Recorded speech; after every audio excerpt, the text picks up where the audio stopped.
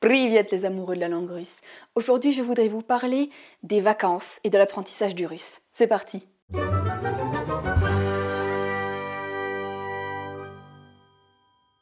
Mais avant de se lancer dans le vif du sujet, je vous invite à deux choses.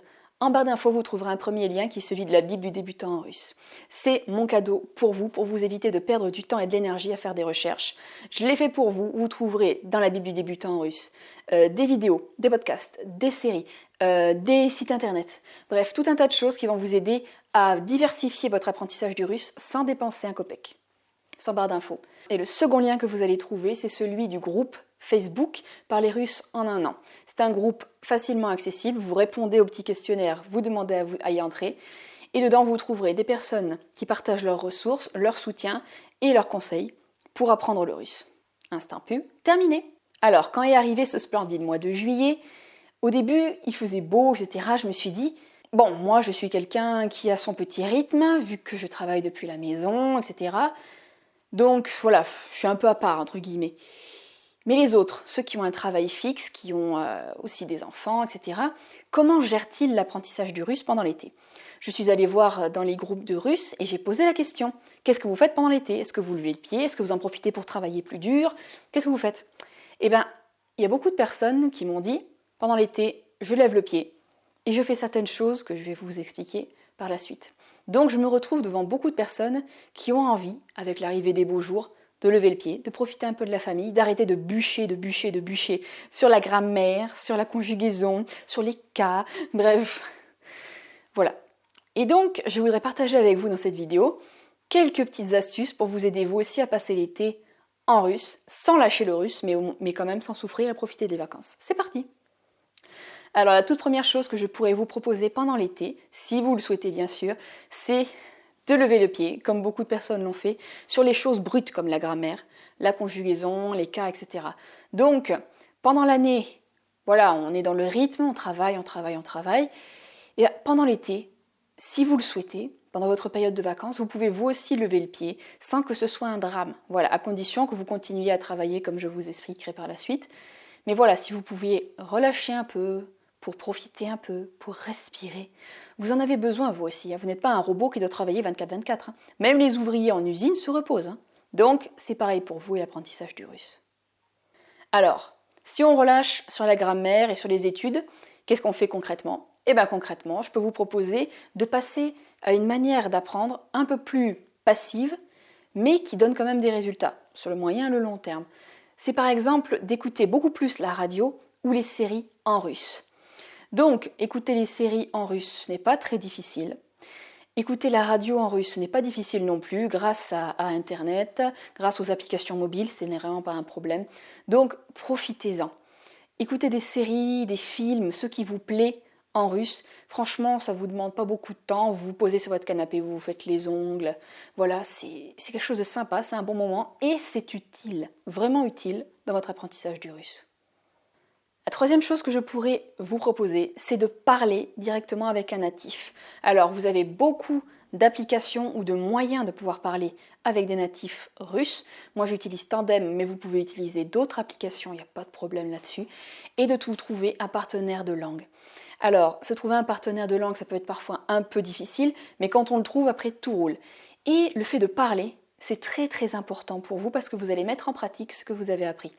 Parce que si vous apprenez et que vous ne mettez pas en pratique, vous ne faites rien. C'est comme si vous remplissez votre frigo et que vous ne mangez pas ce qu'il y a dedans. Ça va se perdre. Et ce sera dommage parce que vous aurez payé ou donné des efforts pour rien. Donc, allez-y, profitez de l'été pour prendre un petit peu de temps, pour parler avec des natifs, écrire sur les applications de partage, parler directement. Vous pouvez parler comme si vous étiez au téléphone. Vous pouvez aussi faire des appels audio-vidéo. Bref, il y a plein de choses que vous pouvez faire. Profitez des beaux jours pour le faire. Dans le fond, parler avec un natif quelques minutes par jour, ça va prendre moins de temps et être moins désagréable que d'apprendre une leçon de grammaire, non ? Alors, la quatrième chose que je voudrais partager avec vous, c'est plutôt au niveau de la lecture. J'en ai eu beaucoup dans les groupes qui m'ont dit que pendant l'été, ils en profitaient pour lire. Eh bien, ils ont bien raison. Franchement, allez-y à fond. Si vous trouvez un livre bilingue ou alors des livres pour enfants comme je fais moi, ou d'autres choses, d'autres moyens de lire, eh bien lisez pendant l'été. Profitez de prendre quelques minutes pour lire. Voilà, au début c'est très difficile de lire en russe, ça, je vous en parle parce que moi aussi j'y suis en plein dedans. Je me suis lancée dans la lecture de livres et au début c'est très dur, c'est très laborieux. Mais après ça va beaucoup plus vite, ça se fluidifie et ça va mieux. Donc si vous voulez continuer d'apprendre pendant l'été, prenez un livre, lisez et travaillez un petit peu autour de ça. Alors la cinquième chose que je voulais partager avec vous, nous sommes bien conscients qu'en ce moment, voyager est un peu difficile.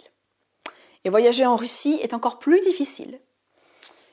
Bon, je ne vais pas vous proposer de partir en Russie, quoique j'aimerais beaucoup le faire. Mais ce que vous pouvez faire, c'est directement à la maison, vous imprégner de la culture russe. Ça, pendant les vacances, c'est beaucoup plus simple parce qu'on a un peu plus de temps pour soi, un peu plus de temps pour le faire, un peu plus de temps pour mitonner un bon petit plat, un peu plus de temps pour adapter un peu la décoration, peut-être ajouter quelques matrioshkas, quelques belles photos de Moscou, de Saint-Pétersbourg, des choses de ce genre.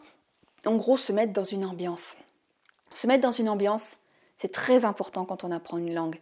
Parce que on n'apprend pas une langue comme un automate, on apprend une langue comme un être humain. Et un être humain, ça sent, ça ressent. C'est un être sociable et social.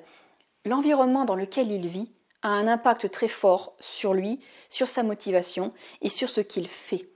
Par exemple, bon, là vous voyez pas grand-chose d'ici, vous voyez que des plantes vertes, etc.